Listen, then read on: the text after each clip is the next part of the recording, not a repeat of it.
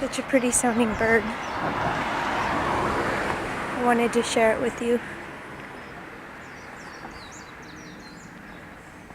It sounds so pretty. It makes me so happy. So, yeah. It's spring. I like it when the birds chirp in spring.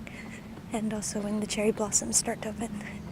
They're still a little bit closed. They're a little bit later this year than they were last year. But they're getting there.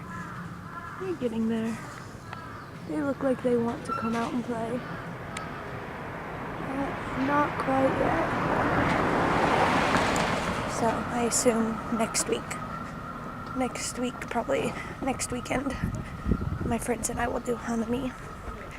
I don't know if there'll be YouTube Hanami or not, but this year I guess Hanami is going to be a little more somber, I guess, because of the earthquake and everything. So I think it's a good thing to have it because it will show the spirit of Japanese is strong and show. And I think that cherry blossoms are kind of a sign of rebirth. That sounds weird, but kind of. It's a sign of good things to come, I think. So here's hoping that other people see it that way. Anyway, I'm almost to work, so thank you for watching.